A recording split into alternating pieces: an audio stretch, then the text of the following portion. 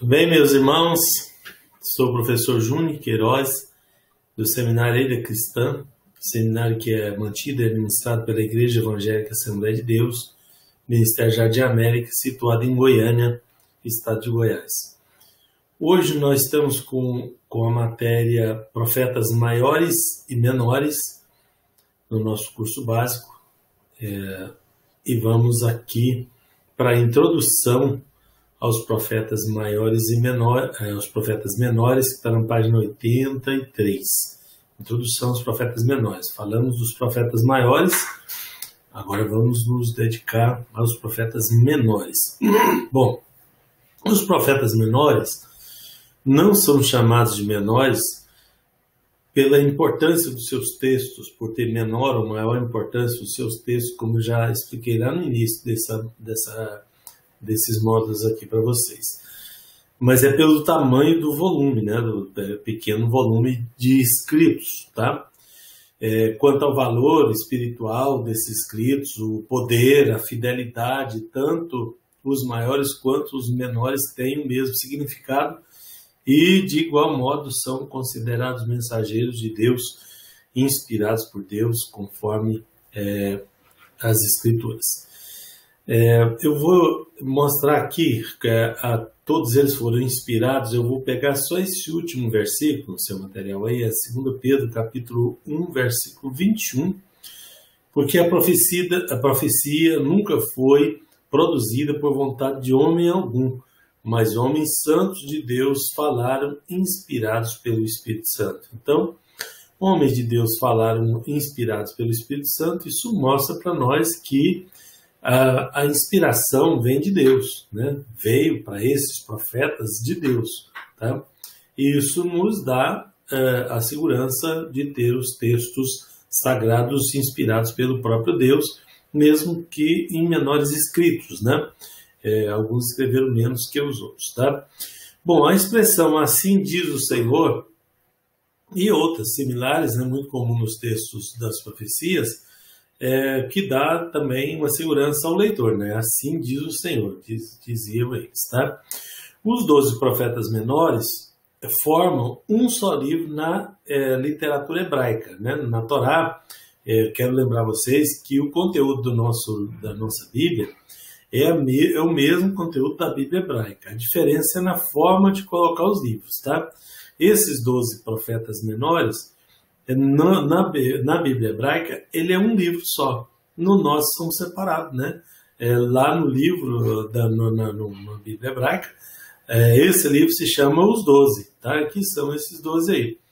Mas na nossa Bíblia evangélica, os 12, né, os livros são 12 livros menores, tá? E estão separados, né? Então, né, por isso nós vamos analisar um por um, tá? São eles. Bom, nós temos aí uma ordem mais ou menos cronológica. Deixa eu lembrar vocês que eu não vou me ater a datas aqui, mesmo porque você pega escritos mais sérios aí ele vai citar a data, ele cita a data que um colocou, que outro colocou, que outro cita 3 datas, tá? Porque são escritos muito antigos, né? De antes de Cristo, né? 800, 700, 500 anos antes de Jesus, mais os 2000 de Jesus para cá, 2.500, né? Quase 3.000 anos de distância. Então, por conta disso, as datas são imprecisas, não são tão relevantes ou importantes aqui. Somente assim, quando aconteceu, a época na história que aconteceu, que às vezes, em alguns casos aqui, são importantes, tá? E para quem eles profetizaram, o que eu vou abordar aqui é importante, mas as datas não são de muita relevância. Na nossa Bíblia, eles vêm na seguinte ordem: vem o profeta Oséias, Joel, Amós, Obadias, Jonas, Miqueias, Naum, Abacuque, Sofonias, Ageu, Zacarias e Malaquias. Esses são os 12. Mas aqui nós vamos analisar em outra ordem, tá? Nós vamos analisar aqui os profetas que profetizaram para Israel e profetizaram para Judá. Vocês lembram que a gente já falou disso, né? Que com o reino dividido, do filho de Salomão, Roboão, Então ficou 10 tribos ao norte e somente 2 tribos ao sul. Tá?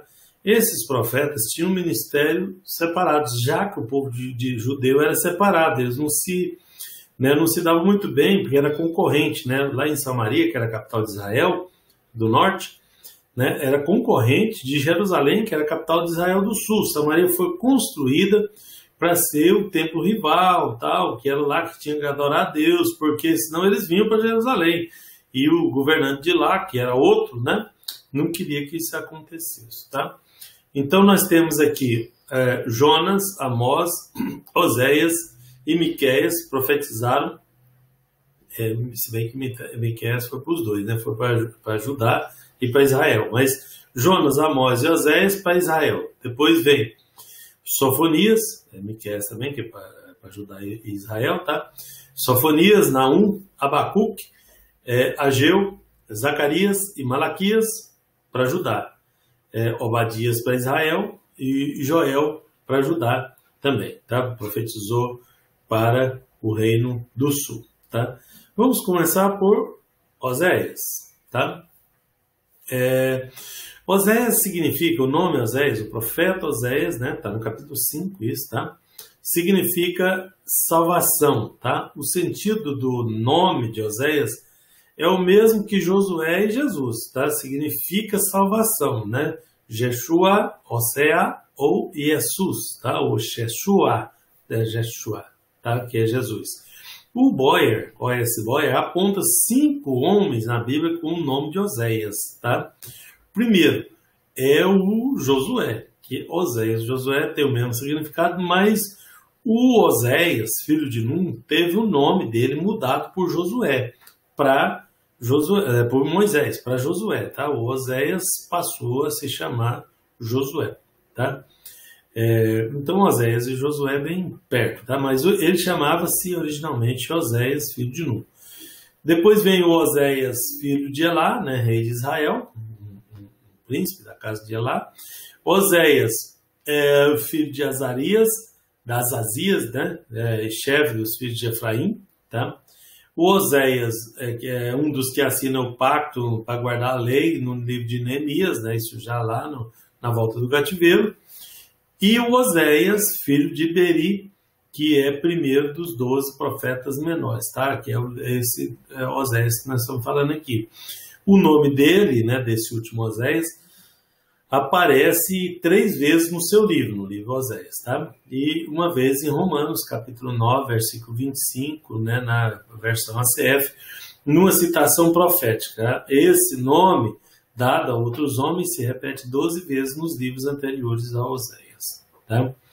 O profeta Oséias, ele era filho de Beri, recebeu a chamada de Deus para profetizar no reino do norte, que é Israel, as 10 tribos do norte, tá?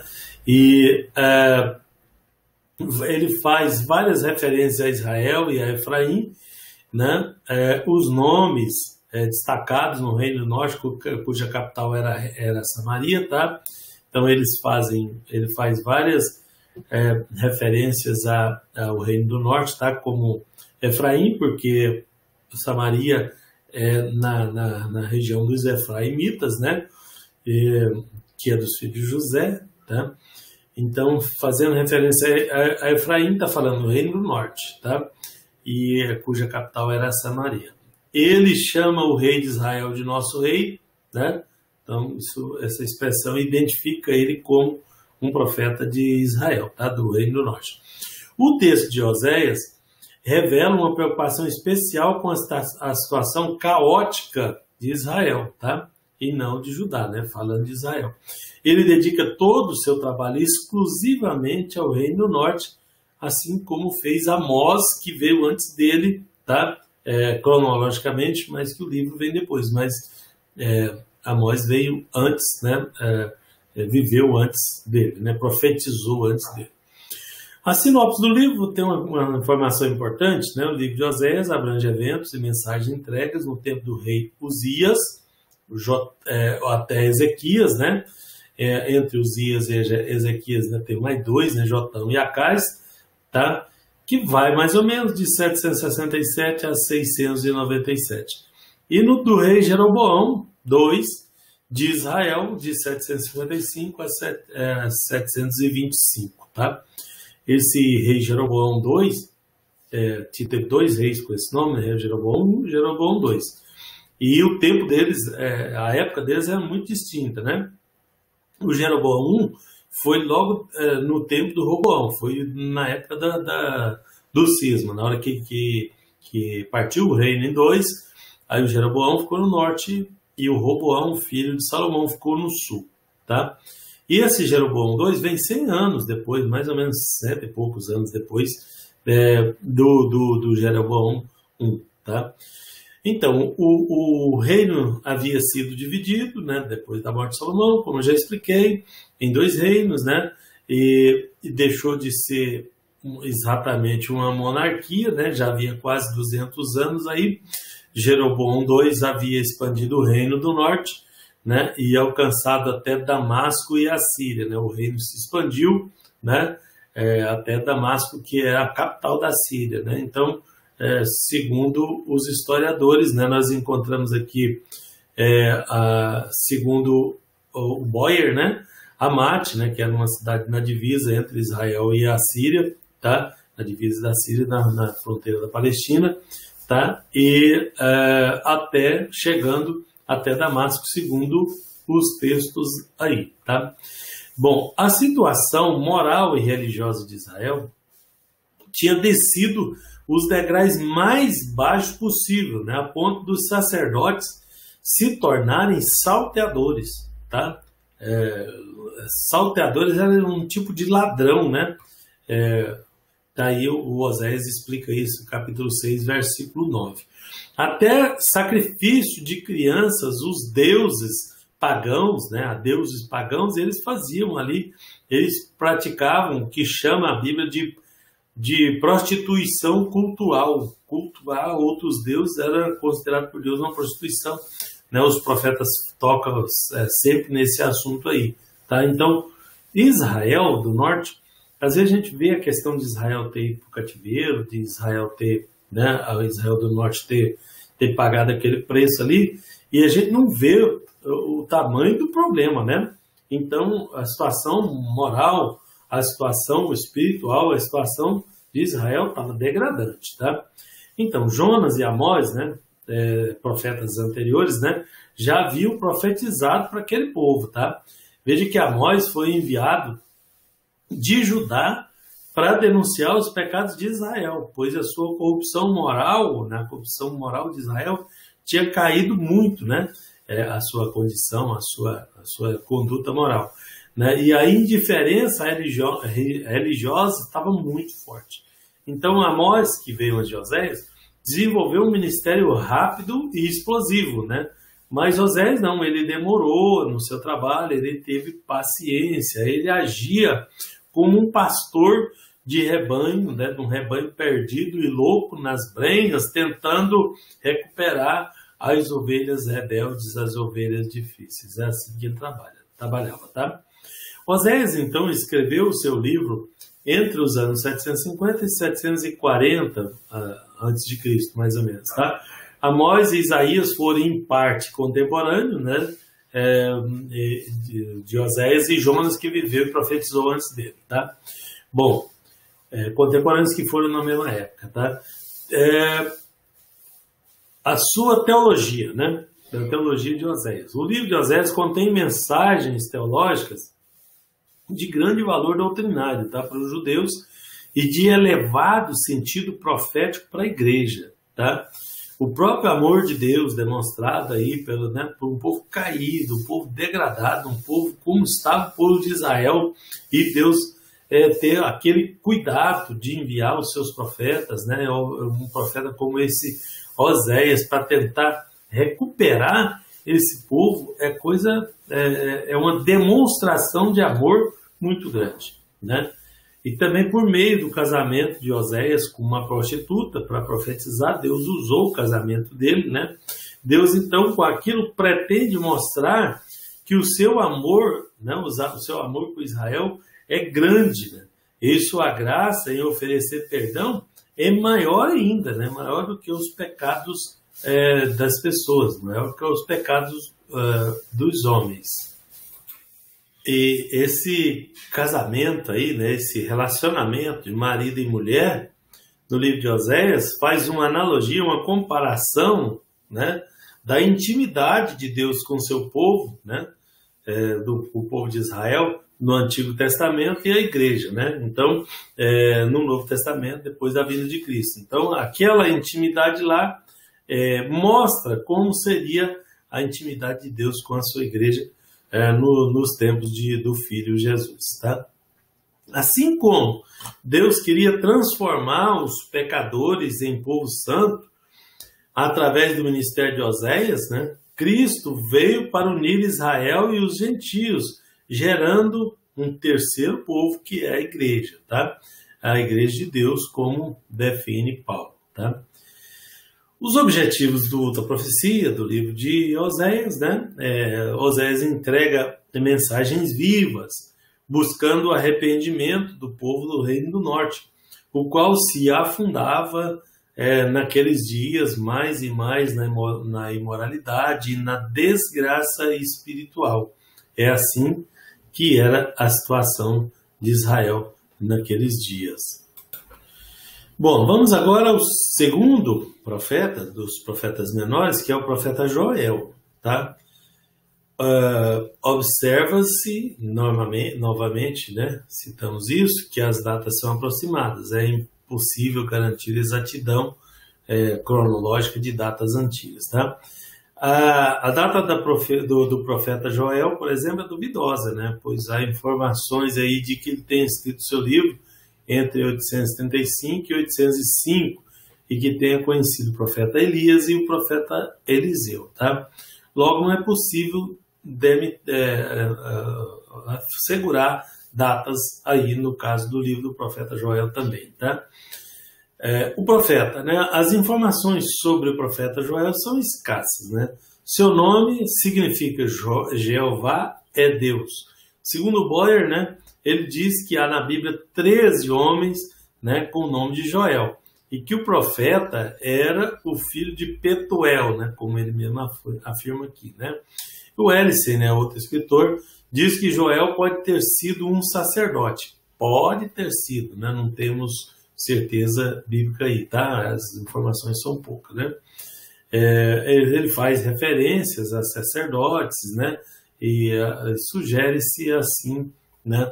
Infere-se assim que ele se fosse também da linha sacerdotal, como alguns outros profetas foram, que eu já falei para vocês. Bom, a sinopse do livro de Joel. Joel olha para trás, né? E para frente. Para trás, capítulo 1, para frente, capítulo 2 e capítulo 3, tá?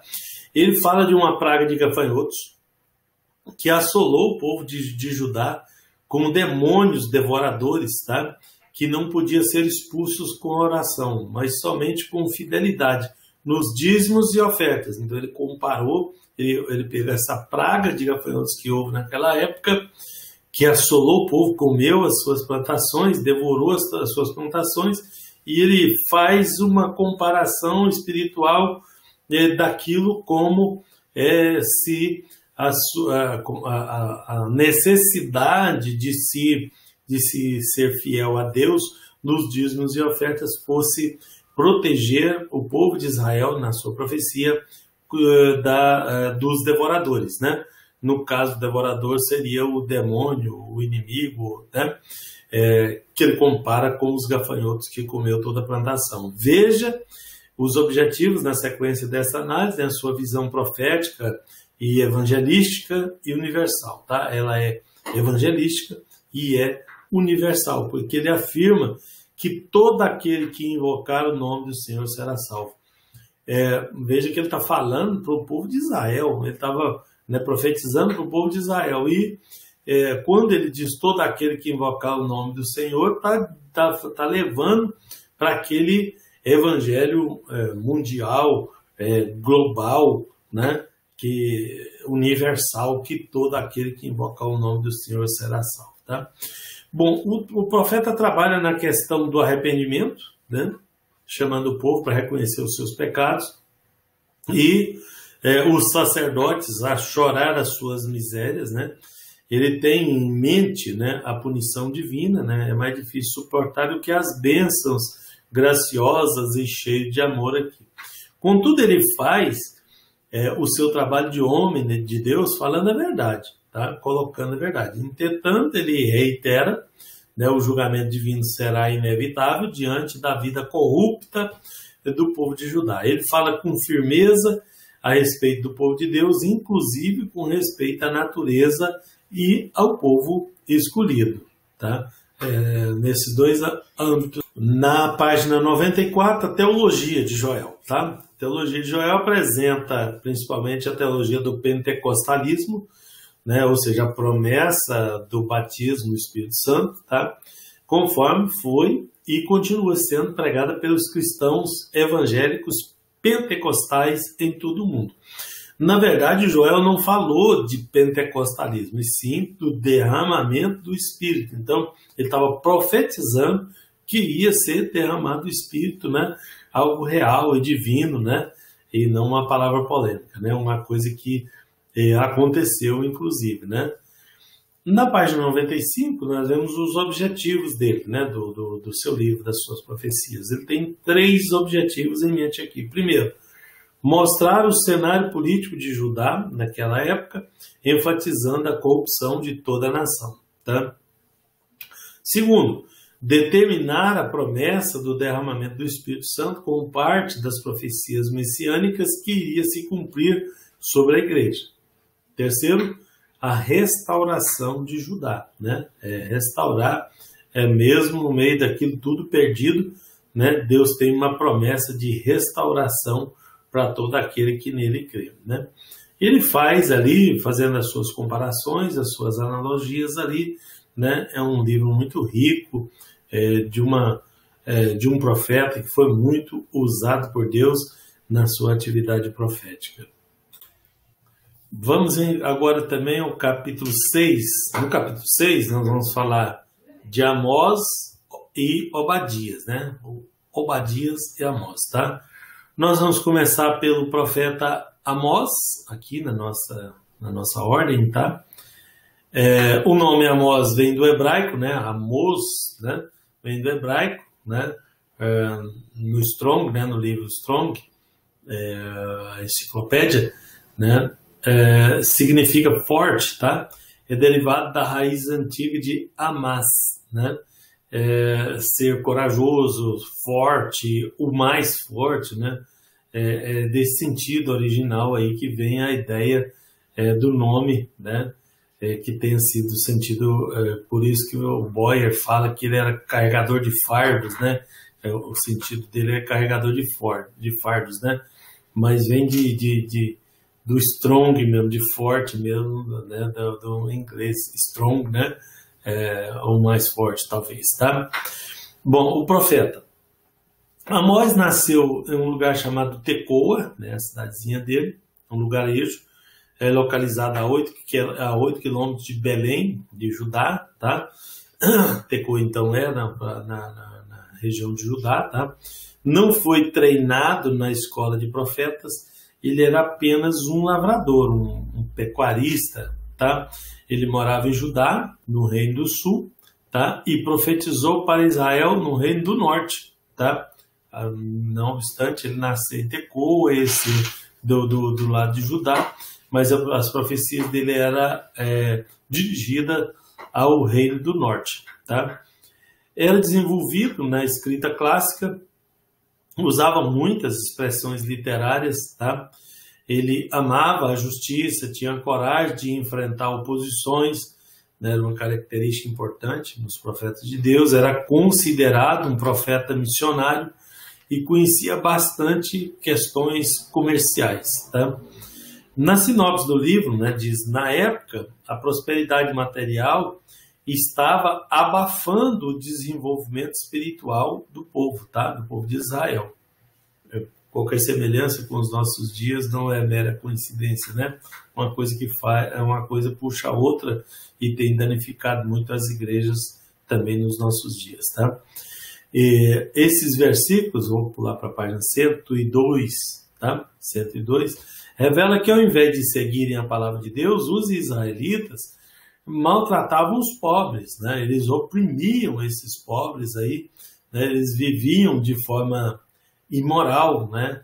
Eles corrompiam a adoração ao Senhor. Então, aqui tem muitos pecados importantes citados aí nesse livro, tá? Porque maltratar o terceiro, então no convívio com o seu irmão, ele pecava contra o seu irmão, né? Vivia de forma imoral, pecava contra si mesmo.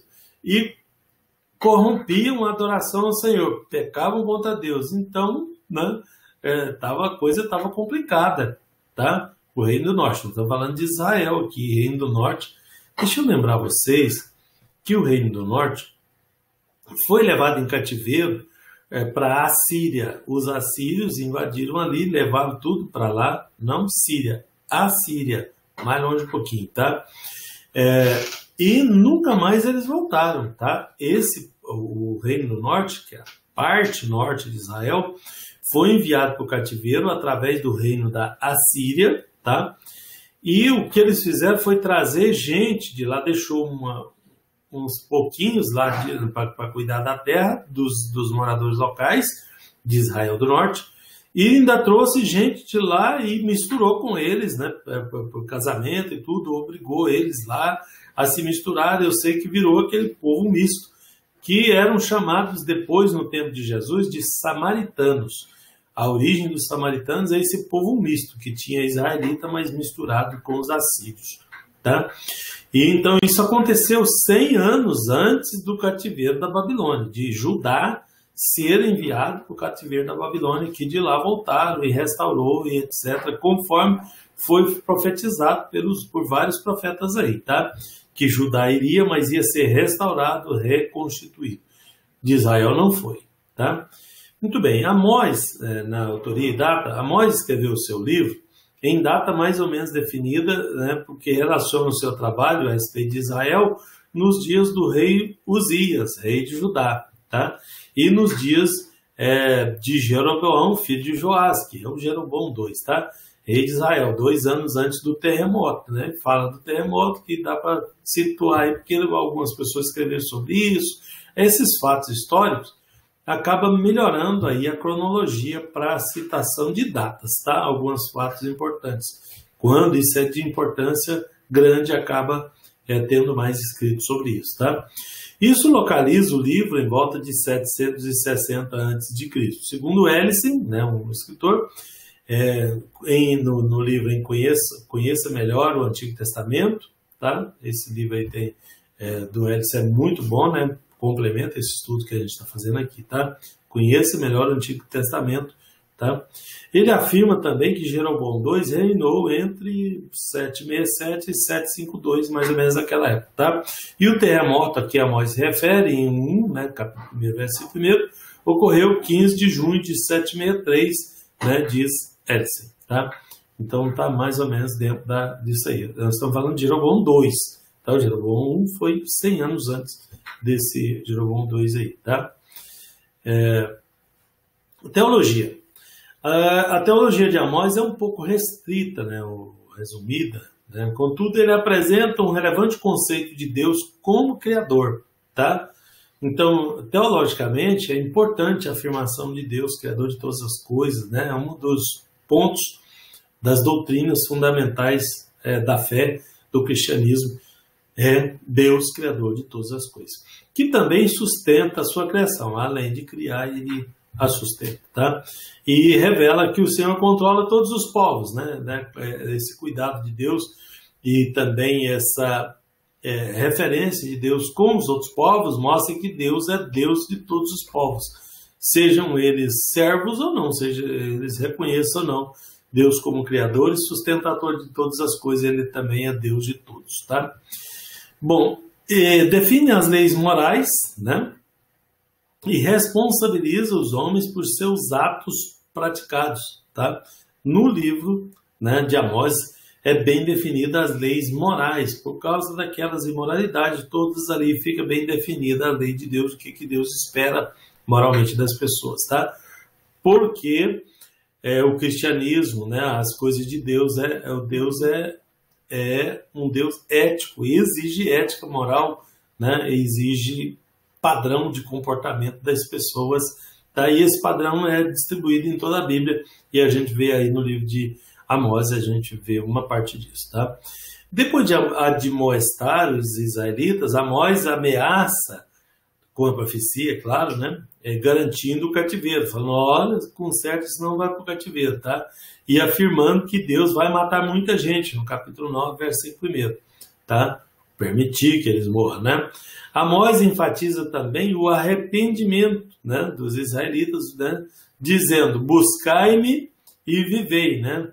Mais ou menos a questão do evangelho. Olha, a coisa vai complicar, olha, vai vir a tribulação, olha, mais ou menos aquela linha, tá? Na verdade, em todo o livro de Amós, as ameaças e castigos são amenizados, né, com convites para buscar o Senhor e se arrepender dos seus pecados. A exemplo do que acontece hoje nos nossos dias, tá? A restauração é prometida, né, aos mesmos, né, que recebem as ameaças, né, voltar-se ao Senhor.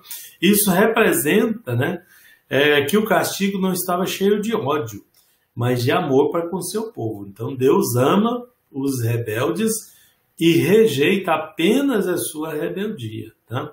O Senhor odeia o pecado, mas Ele ama o pecador. Isso é uma premissa importante da palavra de Deus, tá? Bom, a revelação do futuro, né, também faz parte da teologia de Amós. O período da igreja como intervalo profético, né, está contemplado nas suas profecias. Ele diz, e todos os gentios, né, ele dá a entender nessa frase, e todos os gentios, né, a respeito da evangelização das nações, a conversão dos gentios, né, em todo o mundo, né, porque o evangelho é universal. E estava aqui mesmo falando para Israel, que era restrito a salvação do povo de Israel naquele tempo, entre aspas, né, mas que isso ia ser aberto, né, com a vinda de Jesus, que isso ia ser aberto a todos os gentios. Gentios, lembrando, são todos aqueles que não são israelitas de nascimento, tá? Nasceu no meio do povo de Israel, ou do Israel do norte ou do sul, era do povo hebreu, do povo de Israel. Não era desse, era gentio. Então é assim que era cuidado, tá? E temos um terceiro povo que é a igreja, que veio só depois no tempo de Jesus. A igreja veio da onde? Dos gentios, que se converteram ao evangelho, e dos israelitas, que também, porventura, se converteram, que não foram muitos também. Muito bem, agora o profeta Obadias. A maior parte do texto do profeta Obadias é o mesmo de Jeremias 49, versículos 14 ao 22. O livro do profeta Obadias é pequenininho e tem uma transcrição desse trecho aí. Coincidem, tá? É o mesmo texto. A diferença está só no finalzinho, né?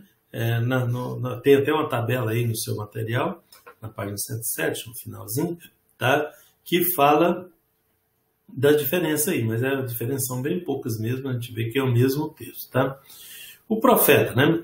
A palavra Obadias, né? O mesmo que Abdias, tá? Na Bíblia Católica, significa servo do Senhor, tá? Para Hélice, é o mesmo que Abdullah, em árabe, ou Onésimo, no Novo Testamento, tá? Que seria a mesma palavra, o mesmo significado, tá?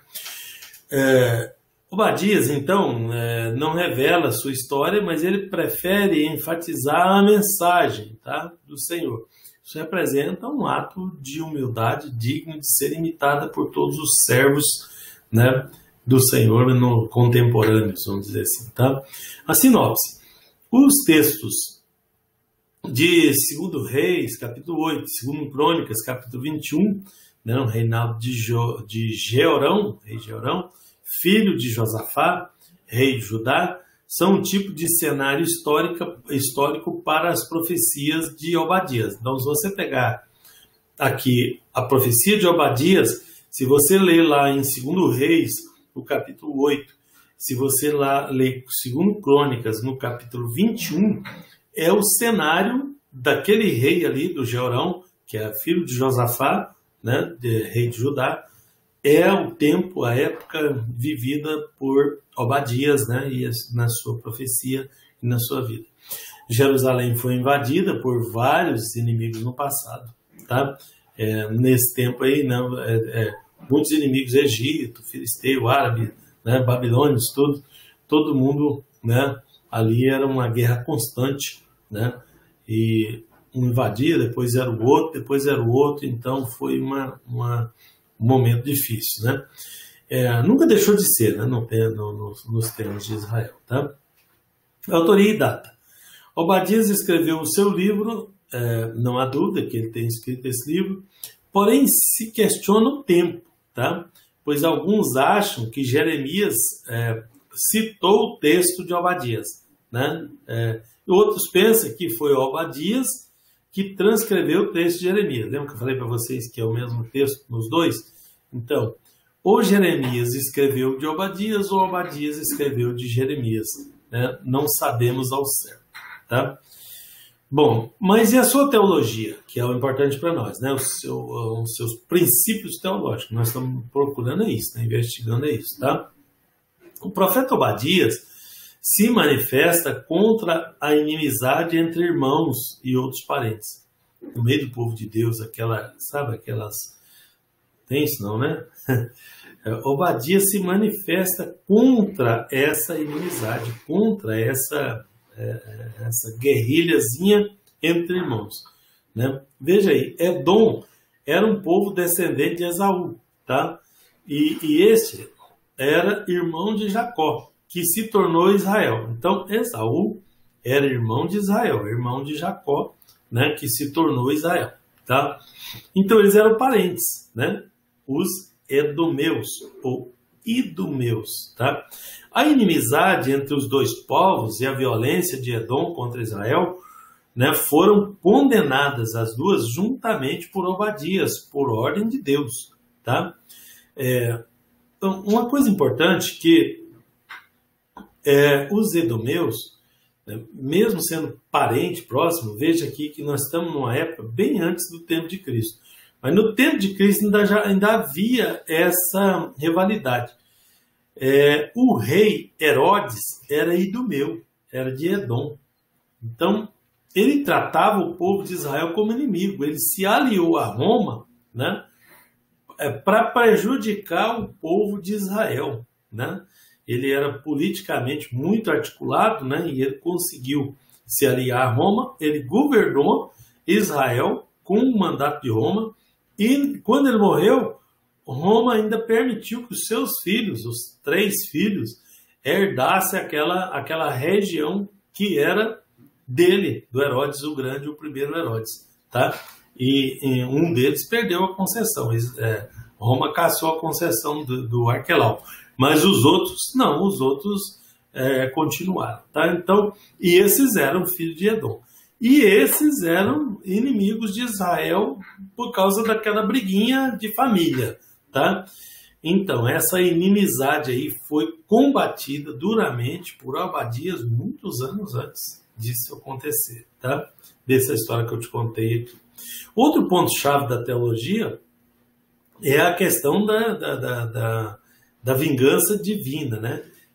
Que se revela em 2 características básicas. Primeiro, Deus é justo. Ele castiga com justiça todos os pecadores que não se arrependem dos seus pecados. Pontuando sobre a vingança, o único que pode se vingar é Deus, porque Ele é dono de todas as coisas, é Senhor de todas as coisas. Então Ele mesmo diz, minha é a vingança. Então é dele, pertence a Ele, tá? Então Deus tem o direito. Os outros não. Os outros todos são filhos, são servos e deveriam viver harmonicamente, em tese, tá? Segunda premissa, né, de que a questão da vingança de Deus, né? Deus não aceita os seus filhos, né, fazer nenhum tipo de vingança, né? Primeiro, ele faz com justiça. Segundo, ele não aceita que outros façam, ninguém, tá? Isso é um ensino espalhado por toda a Bíblia, mas principalmente no Novo Testamento, né, na dispensação da graça. Tá? Muito bem, Obadias, os objetivos, né, o objetivo da profecia de Obadias. Ele tinha pelo menos 2 objetivos destacados, né? Decretar a destruição definitiva de Edom, dos idumeus, né, que na condição de parente havia feito muita violência contra Israel, né, e enfatizar que Israel haveria de futuramente possuir as terras de Edom, o que veio a acontecer, tá? Depois disso. O encerramento da nação não ocorreu logo, mas em 70 depois de Cristo, né, os edomeus se aliaram aos romanos contra Jerusalém e em seguida eles desapareceram na história. Então, depois do tempo de Jesus, depois daqueles filhos de Herodes ali, eles aliados a Roma, tá? Como eu disse para vocês, contra Jerusalém, né? Acabou que eles desapareceram da história. Não tem mais nada escrito sobre Edom, sobre os filhos de Edom, em lugar nenhum na história daí para frente, né? Então aí mostra que Deus cumpre aquilo que ele fala, e que ele não aceita a vingança. É ele que faz isso e o faz com justiça. Assim fica descrito aí pelo profeta Obadias. Deus abençoe vocês.